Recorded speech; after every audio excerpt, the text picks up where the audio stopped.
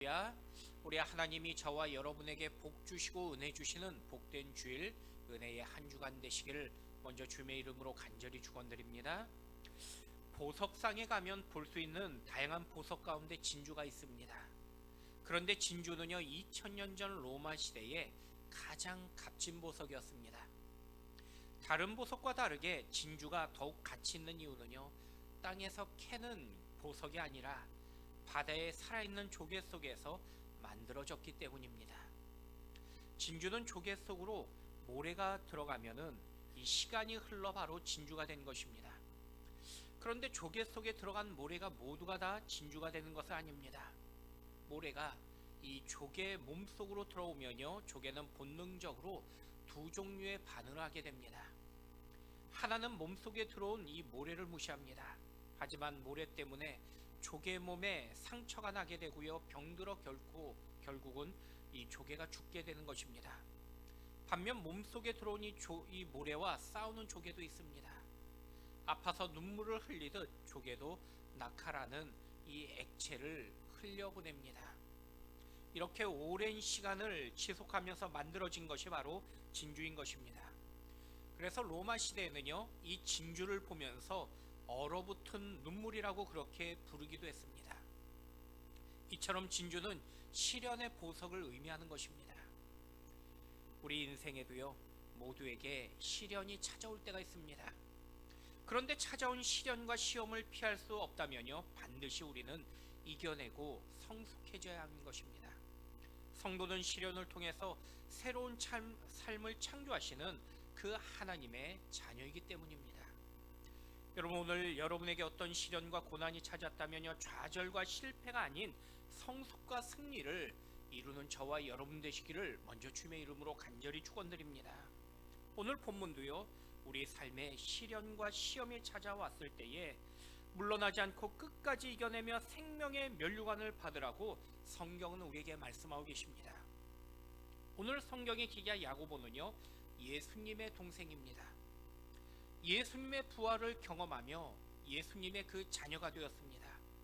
그리고 예루살렘 교회의 지도자가 되어서 모든 사람들의 존경과 사랑을 받았습니다. 오늘날도 교회들이 세상의 공격을 받지만요, 초대교회 당시의 교회 핍박은 상상을 초월했습니다. 하지만 야고보는 예루살렘 교회의 담임 목회자로서 많은 시련과 고난 속에서도 결국 승리하며 믿음의 그 영향력으로 나타냅니다. 여러분, 오늘 이 시대는요, 모두가 살아가기 힘든 시대라고 말씀들 하십니다. 하지만 힘들고 어렵다고 성도가 세상 사람처럼 살 수는 없습니다. 오히려 시련 때문에 더욱 성숙한 그리스도인으로 변화되고 그리고 새로워져야 되는 것입니다. 힘들고 어려울수록 주님의 자녀로 성숙한 여러분의 모습들이 되시기를 다시 한번 주님의 이름으로 간절히 축원드립니다. 그렇다면은 오늘 성경은요, 시련과 고난의 이 시대에 우리가 어떻게 성숙한 그리스도인으로서 승리할 수 있다라고 약속하며 말씀하고 계실까요? 첫 번째는요, 온전히 기쁘게 여기라라고 말씀하고 계십니다. 사람들은 인생을 등산과 같다고 말씀들 하십니다. 인생이 마치 정상을 향하여 올라가는 여정과 같기 때문일 것입니다. 등산할 때 보면 평지보다는 거칠고 힘든 계곡들이 더 많이 보입니다. 저 고개만 넘으면은 평탄할 것 같은데 오히려 더 많은 고개가 숨겨져 있기도 합니다. 오늘 야고보도 우리 삶에 숨은 시험이 있다고 그렇게 말씀하십니다.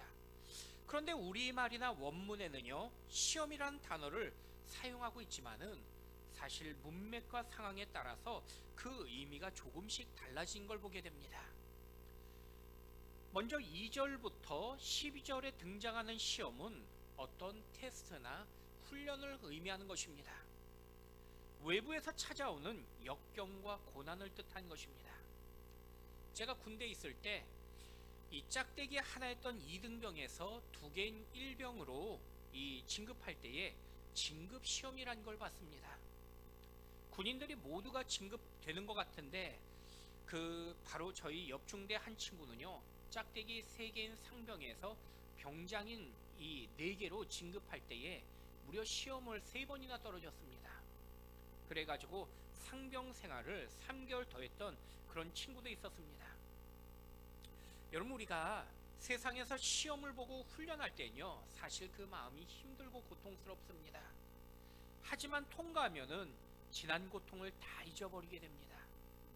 그만큼 그 훈련의 이후에는 영광이 있기 때문인 것입니다.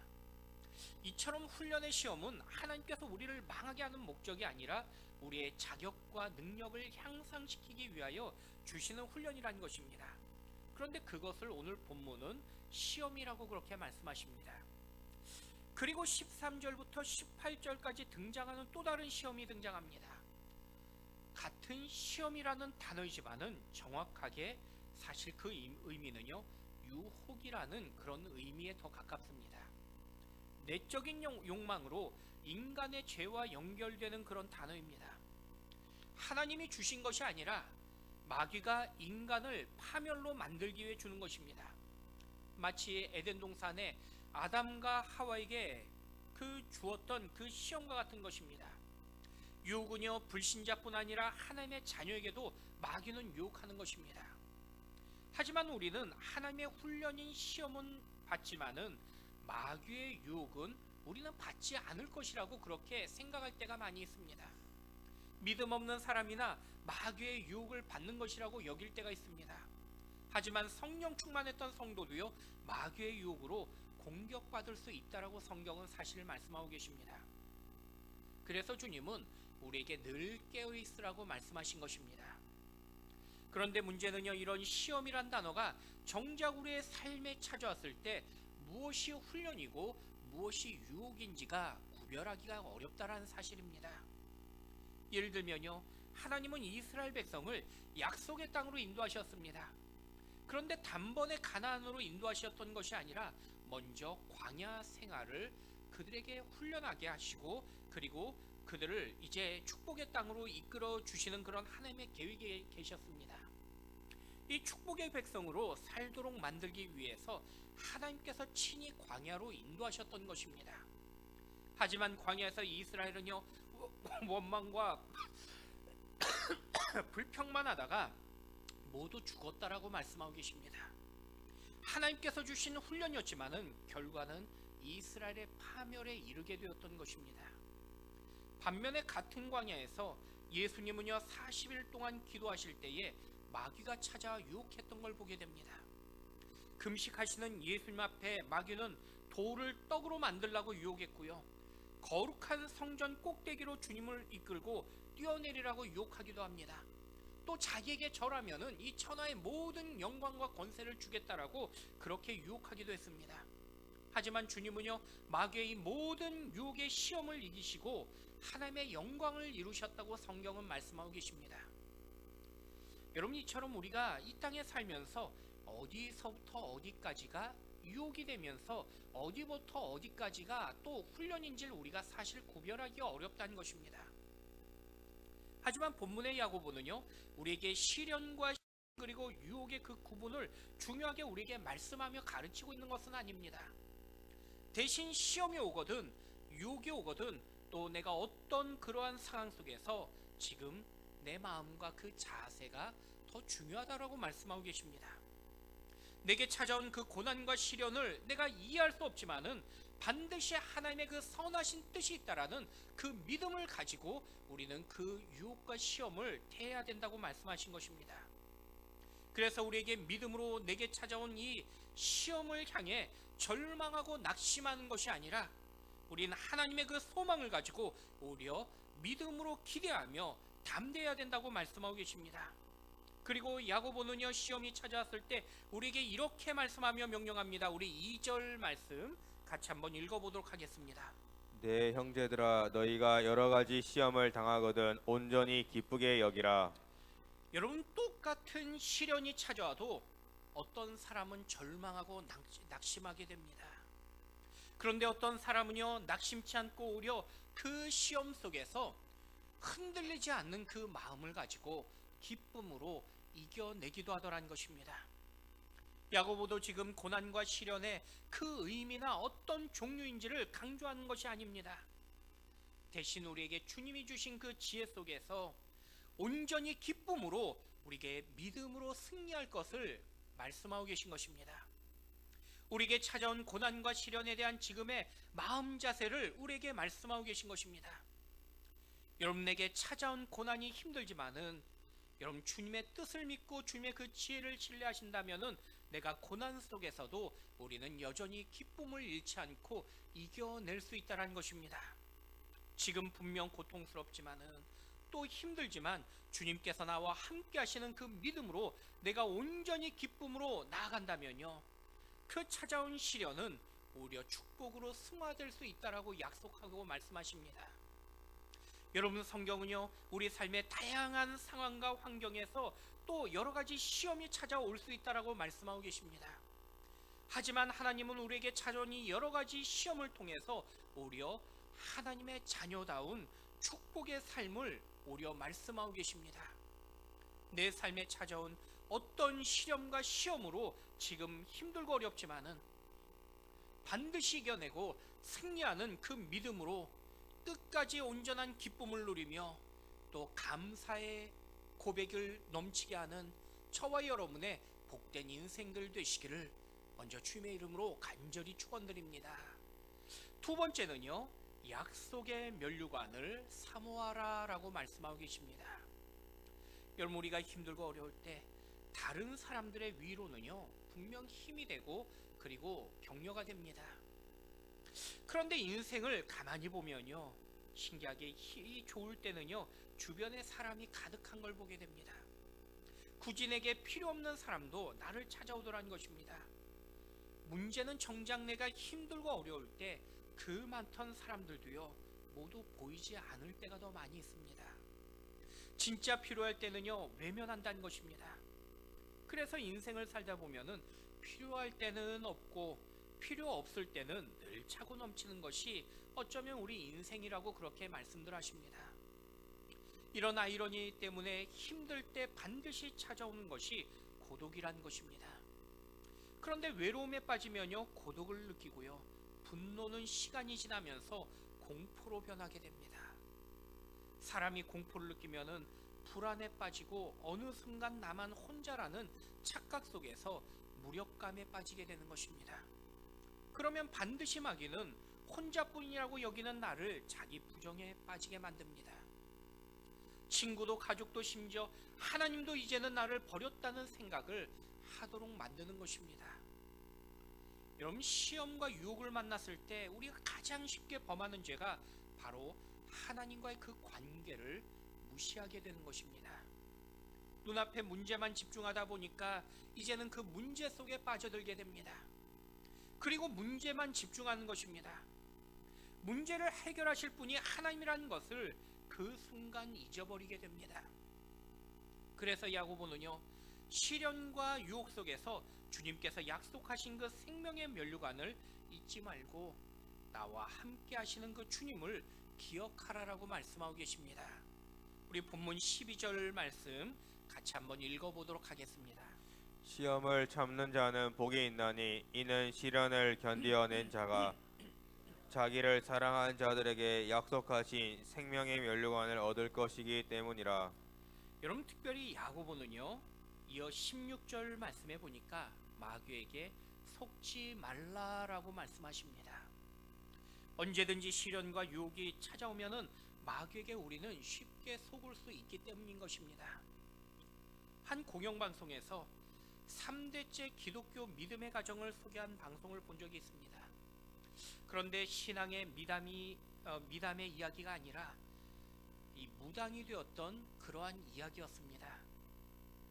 늘 몸이 아팠던 이 자녀가 스스로 무당이 된 다음부터 몸이 아프지 않았다는 것입니다. 그러나 무당이 되었을 때 이 기독교인이었던 이 자신의 가족들과 이 갈등할 수밖에 없었던 그러한 사연의 이야기였습니다. 무당이 되었다고 부모에게 외면받는 사랑 없는 기독교이며 또 자신의 병을 고치지 못했던 이 무능한 기독교라는 그런 비난의 내용이었습니다. 우리도 오랫동안 몸이 아프고요, 집안에 문제가 생기면은 주변에서 내가 분명 신자임에도 불구하고 구실에도 해봐야 되지 않냐라고 그렇게 말씀하신 분들의 이야기를 듣게 됩니다. 아니, 오히려 내가 교회 다니기 때문에 나에게 지금 이런 문제가 생겼다라고 그렇게 내 지인들과 가족들은 나를 향하여 말하기도 하더라는 것입니다. 그러면 그 순간 그 말에 미혹되어서 교회를 멀리하고 무당을 찾고 굿을 찾기도 합니다. 그런데 신기한 것은요, 그 순간에 굿을 하고 또 교회를 잠시 떠났더니 당장에 내 문제가 해결되는 것처럼 보이더라는 것입니다.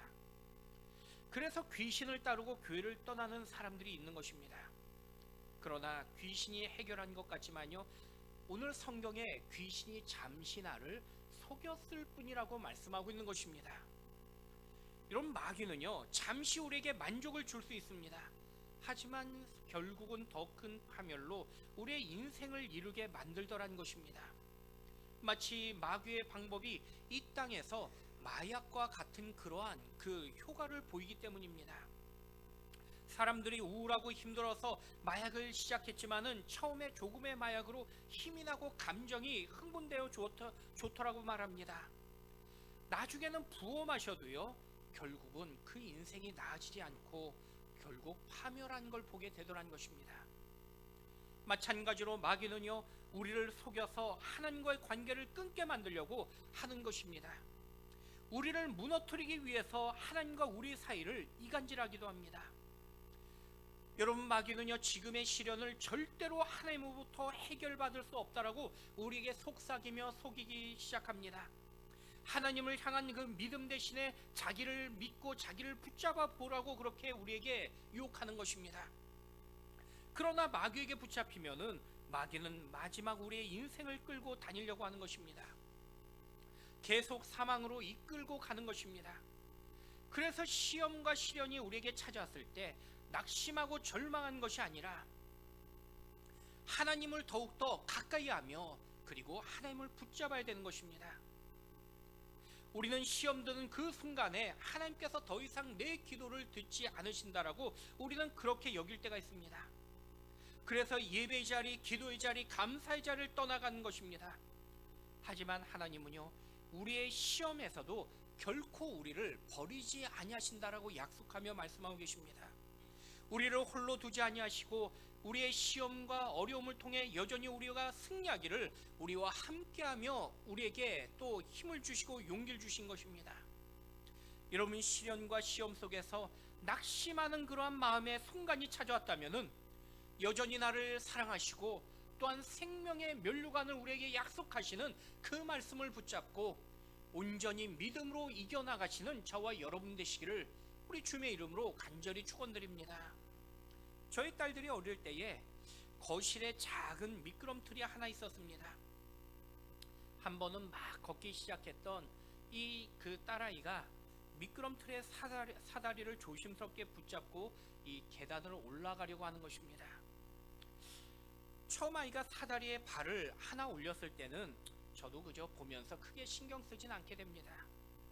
그런데 아장아장 하면서 올라가길 시작할 때 제 몸은 분명 일하기에 바쁜데 저절로 눈은 이 딸아이를 주목하기 시작하더라는 것입니다. 어느 순간 딸아이가 작은 미끄럼 사다리 끝까지 올라갔을 때는요, 제가 하던 모든 것을 이제 멈추게 됩니다. 이제는 딸아이만 주목하고 있는 것입니다. 그리고 이 아이가 미끄럼틀을 타고 내려오려고 할 때 이제 제가 하던 모든 것을 멈추고 아이 곁에 달려가서 안전하게 저의 딸아이를 붙잡고 그리고 그 딸이 미끄럼에 내려오는 것을 보게 되더라는 것입니다. 여러분, 우리가 어려움과 위기에 처할 때도요, 우리 주님은 멀리 떨어져서 바쁜 일에 빠져 계신 것이 아니라는 것입니다. 저와 여러분의 그 위험과 위기를 이미 알고 계시며 또 주목하고 계신다고 말씀하고 계십니다. 마치 우리가 큰 웅덩이에 미끄러지려고 할 때에 주님은 능력의 손을 이미 나를 향해 펼치시며 나를 붙잡으려고 준비하고 계신 것입니다. 여러분, 지금 인생의 눈앞이 잠시 캄캄해 보일지라도 더 큰 은혜와 능력으로 나를 붙잡아 주실 그 주님을 믿으시고 오늘도 주님을 신뢰하는 여러분 되길 축원드립니다. 오늘도 나를 붙잡고 계신 그 주님을 바라보시고 반드시 믿음으로 승리하며 내 삶을 은혜로 새롭게 하시는 그 주님을 바라보며 오늘도 믿음으로 전진하는 저와 여러분 되시기를 우리 주님의 이름으로 간절히 축원드립니다. 마지막 세 번째는요, 주님의 은혜를 기억하라라고 말씀하고 계십니다. 우리는 고난과 시련이 찾아올 때 은혜를 기억해야 됩니다. 내가 은혜를 잊으면요, 인생의 고통과 시련에서 더욱 절망할 수밖에 없게 되는 것입니다. 여러분, 사람은요, 어떤 고난이 찾아왔을 때 무엇을 바라보느냐가 중요하다는 사실입니다.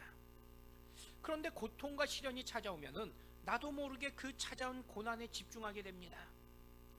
하지만 고난에 집중하면 집중할수록요, 잃어버린 것만 기억하게 되지 내가 가진 것을 기억하지 못하게 되더라는 것입니다. 그래서 그 삶이 더 무너지게 되는 것입니다. 여러분, 사람의 마음은요, 유리와 같다라는 것입니다. 여러분, 유리는요, 작은 돌로 던져서 깼을 때에 작은 구멍이 나는 것이 아니라 그 작은 돌 때문에 유리가 왕창 깨지는 걸 보게 됩니다.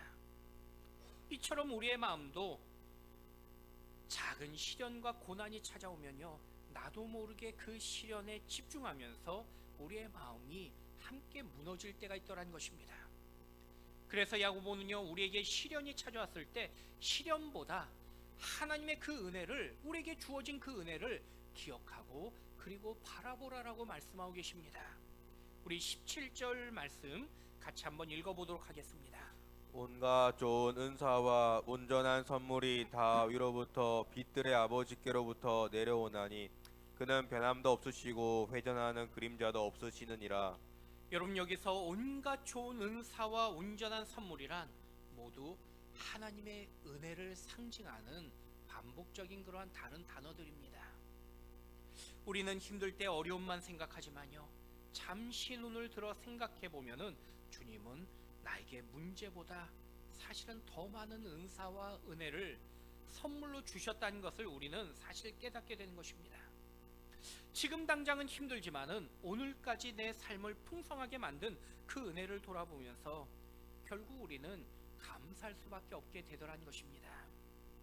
오늘도 우리 이 자리에 우리 가족들이 또 멀리서 이렇게 우리 또 부모님과 또 가족들, 형제 자매를 방문하기 위해서 우리 예배의 이 자리에 함께 참여하셨는데, 오늘부터 명절 주간입니다.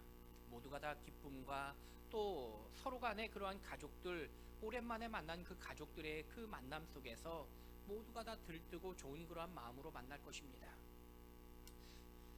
그저께 저희 그 부모님과 잠시 통화를 하는데 갑자기 전화가 왔습니다. 저희 부모님도 이제 저와 저희 동생 가족이 이번 주에 찾아뵙는데, 이 두 자녀가 부모님 집에 찾아가니까 이 부모님도 얼마나 기쁘셨는지, 아마 이제 금요일 날 그 시장에 가셔가지고 저희 오면은 맛있는 거 해주시겠다고 아마 이것저것 장을 보시며 준비하신 것 같습니다. 근데 왜 전화가 왔냐면은 장을 보고 돌아가다가 그만 다른 차와 이 접촉사고가 난 것입니다. 그래서 급하게 이 접촉사고가 났는데 이제 저에게 전화를 주신 거예요. 이 사고가 났는데 어떻게 해야 되는지, 상대편 차가 이런 차인데 어떻게 할까 그렇게 물으시는 거예요.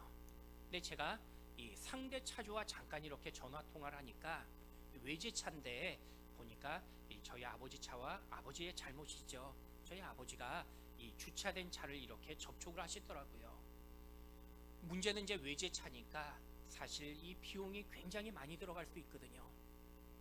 근데 상대편 차주가 젊은 사람들인데 그래도 저희 아버지에게 그냥 현금으로 작게 이렇게 주고받자라고 그렇게 제안을 한 것 같습니다. 제가 통화를 하니까 한 30만 원 이렇게 현금을 이야기하길래 제가 부모님에게 그렇게 그냥 주고 해결하시는 게 좋을 것 같다고 그렇게 말씀드렸거든요. 그리고 그 돈을 해결하고 잠시 전화를 끊고 조금 지나서 제가 다시 전화드렸어요.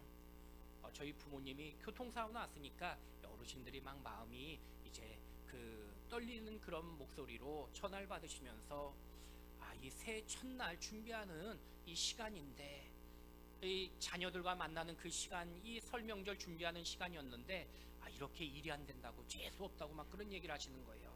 제가 아버지 어머니에게, 아버지 어머니 재수 없는 게 아니라 얼마나 큰 은혜인지 모른다고. 왜냐하면은 아우디 외제차 살짝 긁으면 300만 원 달라고 그렇게 할 수 있거든요. 제가 부모님에게 오늘 270만 원 아끼신 거라고, 나가서 이왕 시장 가셨으니까 힘들게 춥고 그러니 그냥 들어가지 마시고 270만 원 중에서 10분의 1인 27만 원짜리 맛있는 거 사서 드시고 가시라고 제가 그렇게 말씀드렸더니, 야, 얼어 죽어도 27만 원짜리 사 먹을 음식도 없지만은, 돈도 없지만은, 야, 진짜 뭐 30만 원이나 잃어버렸는데 막 그 얘기를 또 하시는 거예요. 제가 아버지 어머니 사고 없고 몸 안 다치시고, 그리고 상대편이 외제차인데 300만 원 아닌 30만 원인 게 얼마나 감사하냐고 제가 몇 번 말씀드렸더니, 저희 아버지가 그냥 웃으시면서 우리 아들 말이 맞다라고 그렇게 말씀하시면서 그렇게 위로드리고 전화를 끊은 그런 기억이 있습니다. 여러분, 우리가 살면서요, 우리는 순간에 문제가 찾아오면은 내가 당장 잃어버린 것만 생각하면서 주님이 주신 그 은혜를 기억하지 못하더라는 것입니다. 이미 우리는 더 많은 은혜를 가지고 있고 누리고 있음에도 불구하고 우리는 그 은혜를 기억하지 못하며 단지 잃어버린 것만 우리는 아까워하며, 그리고 낙심하며 절망할 때가 있더라는 것입니다. 여러분 마음에 내가 힘들고 어려울수록 여러분 은혜를 기억하시고, 내가 믿음으로 또 우리 하나님 주신 그 은사에 감사할 수 있는 저와 여러분의 복된 마음이 되길 축원드립니다. 여러분, 내가 하나님 앞에 그 은혜를 기억하고 감사하면요, 하나님은 더 큰 은혜로 우리에게 베풀어 주시더라는 것입니다. 그럼 보통 부모는요, 자녀에게 가장 좋은 것을 주고 싶어 하죠. 그런데 하물며 우리 하나님은요, 우리가 생각지 못하는 좋은 것을 베풀어 주십니다. 불완전한 부모는 온전한 것을 주고 싶어 함에도 불구하고, 그러나 우리는 온전하지 못할 때가 많이 있더라는 것입니다. 하물며 온전하신 하나님께서 자녀인 우리에게 온전한 것을 주시겠다라고 약속하며 말씀하고 계십니다. 여러분, 우리 읽었던 본문 17절 말씀은요, 내가 가장 필요하고 유익할 때 하나님은 우리에게 가장 좋은 것으로 주셨다라고 말씀하고 계십니다. 나는 고난과 시련 때문에 몰랐지만은 주님은 나에게 여전히 가장 좋은 것, 가장 온전한 것을 오늘까지 주셨다라고 우리에게 약속하며 말씀하고 계신 것입니다. 여러분, 지금 힘들고 어렵지만은 어제나 오늘이나 내일이나 영원토록 여전히 나에게 가장 좋은 것으로 공급하시는 그 은혜는요, 변치 않으신다고 우리 하나님은 오늘 저와 여러분에게 약속하며 말씀하고 계신 것입니다. 변치 않는 그 주님의 은혜에 늘 기억하며 감사하는 오늘 여러분이 되시기를 주님의 이름으로 간절히 축원드립니다. 미국의 한 시골 마을에 청년이 캔자스시티에 들어오게 됩니다. 만화를 꿈꿨던 이 청년은요, 자신의 만화를 몇 편 출판사와 신문사에 보내 출간을 요청합니다. 하지만 상대편에 받은 이 출판사와 신문사에서 이 청년의 만화를 보고 다 출간을 거절하게 됩니다. 심지어 만나주지도 않았습니다.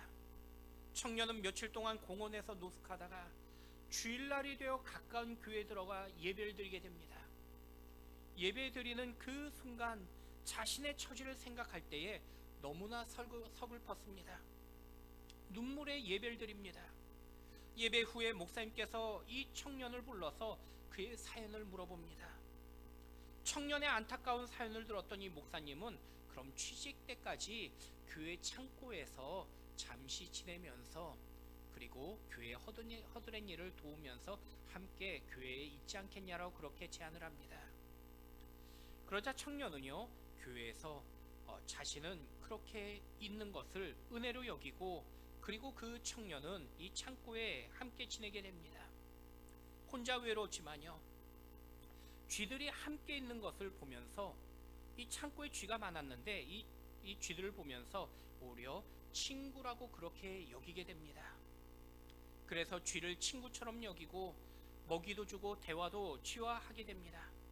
이렇게 쥐를 관찰하면서 그림을 그렸는데 그것이 바로 훗날 미키마우스라는 그러한 그 주인공이 됩니다. 바로 디즈니랜드를 세웠던 월트 디즈니의 이야기였던 것입니다. 여러분, 우리도요, 시험과 어려움을 당할 때 스스로 비참하다고 여길 때가 있습니다. 모든 것을 잃어버렸다고 여기며 스스로 비하하고 절망할 때가 있습니다. 하지만 성경은 우리가 가장 어려움과 고통에 빠진 그 순간에도 여전히 변치 않는 하나님의 은혜가 있으며, 또 그 하나님의 은혜는 온전하며 가장 좋은 그러한 은혜라고 우리에게 약속하며 말씀하고 계십니다. 여러분, 하나님은요, 내가 어떤 상황이든 우리를 살펴주시고 은혜를 베푸십니다. 나를 존귀하게 여겨주십니다. 주님은요, 주님의 그 온전한 은혜가 우리를 더욱 온전하게 하며 또한 우리를 성숙하도록 이루기를 원하고 계십니다. 그래서 우리의 필요를 이루시고 우리에게 더 큰 은혜 가운데 늘 베풀어 주시기를 주님은 아까워하지 아니하신 것입니다. 여러분, 지금 무너지고 깨어지고 또 우리가 상실하고 잃어버렸다고 여길지라도 여러분, 그 속에서도 여전히 하나님의 은혜를 붙잡고 기억하는 여러분 되길 축원드립니다. 만약 지금 나에게 고통이 찾아왔다면 그 고통에 여러분 초점을 맞추지 마시고 은혜에 다시 초점을 맞춰보시기 바랍니다. 하나님께서 얼마나 나를 존귀하게 여기시며 우리를 사랑하고 계신지를 우리는 기억해야 됩니다. 여러분, 시련 속에서 문제만 바라보지 마시고 하나님의 그 은혜를 바라보시며 은혜의 능력으로 늘 승리하는 여러분 되시길 축원드립니다. 우리가 힘든 일을 경험할 때마다 의도적으로 더 은혜를 기억하고 은혜를 생각해야 됩니다. 그러면 잊었던 감사를 고백하게 되는 것입니다. 내가 의도적으로 은혜를 기억하며 감사할 때 하나님은 더 큰 은혜를 우리에게 부어주신다고 약속하고 계십니다. 여러분, 특별히 이 한 주간에 여러분의 삶 가운데 은혜가 넘치며 그리고 우리 하나님의 그 능력이 넘치는 이 한 주간 되시기를 다시 한번 주님의 이름으로 간절히 축원드립니다.